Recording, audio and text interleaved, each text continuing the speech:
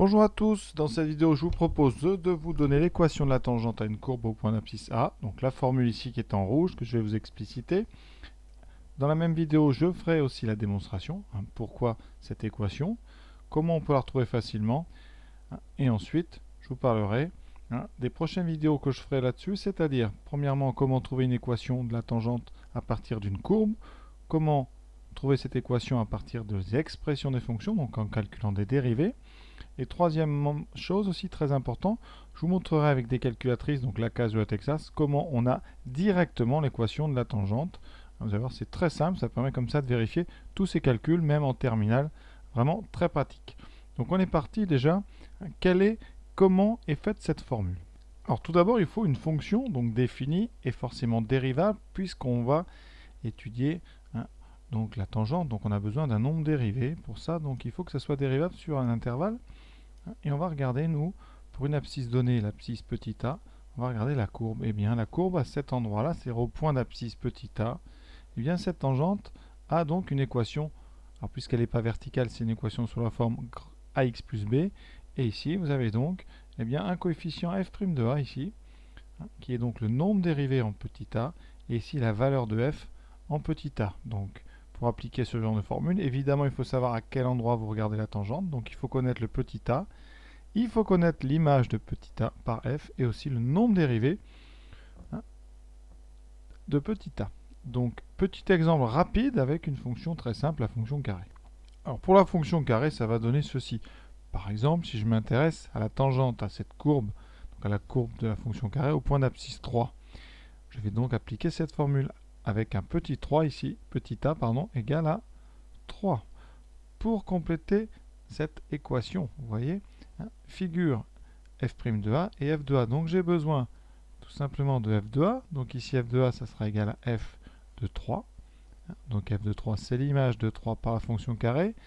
Donc 3 au carré, qui me donne 9. Et j'ai besoin de f' de 3. Alors ici, f' de 3, je vais l'obtenir parce que je connais la fonction dérivée de x2. Vous savez que si f de x égale x2, eh bien f' de x, je vais l'écrire ici, f' de x, on sait que c'est la fonction donc qui a x associe 2x, c'est le double de l'abscisse. Donc ici, f' de 3, c'est donc 2 fois 3, c'est donc 6. Et maintenant, on va remplacer dans l'équation ici. Donc l'équation de cette tangente, qu'est-ce que ça va être? Ça va être y égale, donc f' de a, c'est 6, multiplié par x moins petit a ici, vous voyez, donc 3, plus f de a, donc l'image de 3, c'est 9. Vous obtenez donc une équation de droite sous cette forme qu'en général on développe et on écrit l'équation cherchée.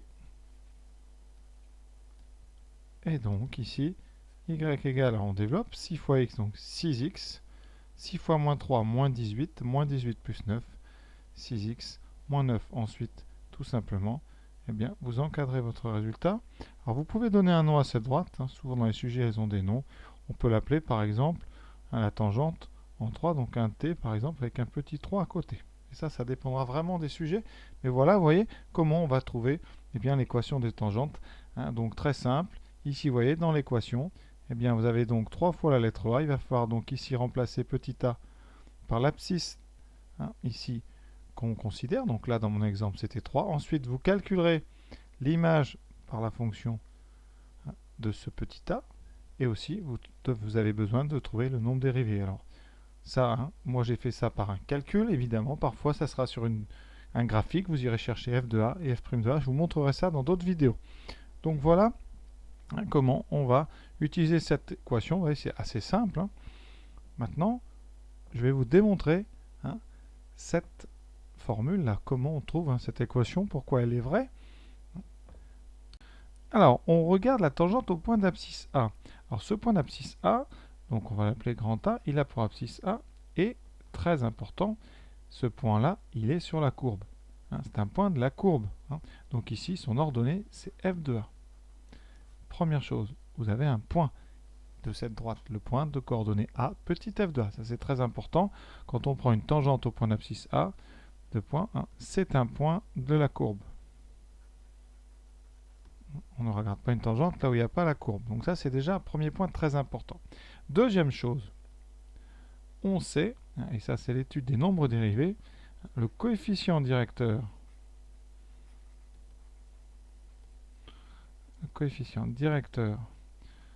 de cette droite, de cette tangente, c'est f' de a, puisqu'on a dit que f était dérivable en 1, c'est f' de a. Donc vous avez un point de la droite et vous avez son coefficient directeur. Puisqu'on a son coefficient directeur, on sait à quoi ressemble cette équation. L'équation de cette tangente A, que j'appellerai t petit a, c'est donc sous la forme y égale f' de a fois x plus petit b. Et petit b, qu'on doit chercher, donc petit b à déterminer. Alors comment on va trouver la valeur de petit b? Eh bien, on va tout simplement remplacer ici x et y par les coordonnées d'un point de cette droite. Et un point de cette droite, on n'en a qu'un, c'est le point A. Donc on va utiliser ici A et petit f de A. Et on va tout simplement remplacer ça dans cette équation. On a le coefficient directeur, il nous reste à trouver ici l'ordonnée à l'origine. Donc on écrit quoi? A de coordonnées A petit f de A appartient à t de A. Et donc ça va être équivalent à, eh bien ça légitime le remplacement ici de y par f de A. C'est-à-dire que on va mettre une étape de plus. Ça veut dire que si vous faites y de A, ça sera égal à f' de petit a xa plus b. Et on va comme ça trouver b. Y de grand A, c'est donc f de petit a, va être égal à f' de petit a fois x de grand A, donc là c'est a, donc fois a plus b. Et voilà, vous avez trouvé petit b. On va le laisser tout seul à droite. Petit b, qu'est-ce que c'est? Eh bien c'est f de a moins, eh bien ce terme-là qu'on va changer de côté. Donc je vais écrire a f' de a. Et maintenant on a trouvé b, on va mettre ça dans l'équation, vous allez voir. Après une petite factorisation, on va trouver cette fameuse équation que vous avez à connaître absolument par cœur.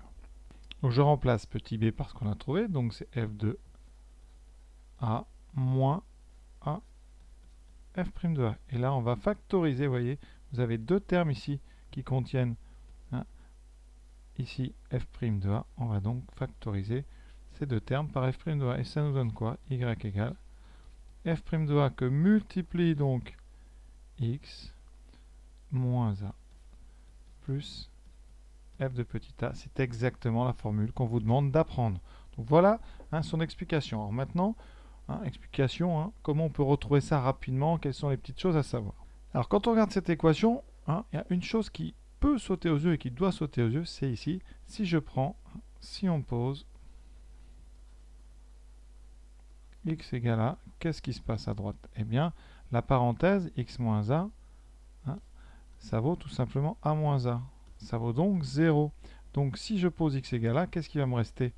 Il va me rester y égale, donc ici f' de a fois 0, donc 0, plus f de a. Et on trouve y égale f de a. Alors est-ce que c'est normal de trouver y égale f de a? Eh bien tout à fait, parce que on sait que le point A, f de a, il appartient à la tangente, il est sur la courbe et sur la tangente.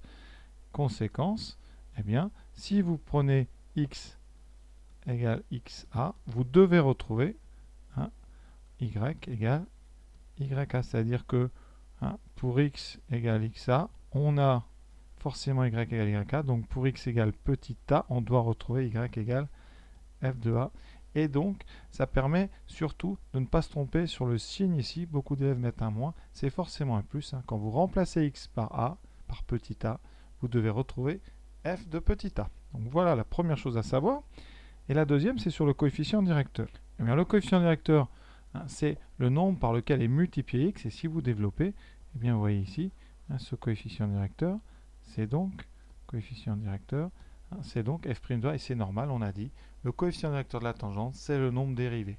Donc avec ces deux choses-là, eh bien, vous ne pourrez pas oublier. Donc à chaque fois, qu'est-ce qu'on fait? On écrit donc y égale f' de a, donc le coefficient directeur. Et là, si vous avez un doute, eh bien, vous mettez ici une fonction du premier degré qui s'annule en petit a. Donc vous mettez x moins petit a. Il faut vraiment que là, si vous remplacez x par a, ça fasse 0. Et à cette condition, eh bien, vous savez qu'ici, forcément, quand x vaudra a, cette partie s'annule. Il faudra donc ici retrouver l'image de a pour que la tangente passe bien au point de coordonnées petit a f de a. Donc voilà, cette vidéo s'achève. Je vous ai à peu près dit tout sur la démonstration. Maintenant, évidemment, ça va nécessiter de l'entraînement. Donc je répète les exercices importants qu'on va faire. Premièrement, des calculs avec des calculs de fonctions dérivées. Donc comme ici, j'ai pris x carré, la dérivée c'était 2x. Ensuite, des lectures graphiques, très très important. Et en troisième, aussi une chose capitale, c'est comment trouver avec votre machine directement l'équation d'une tangente.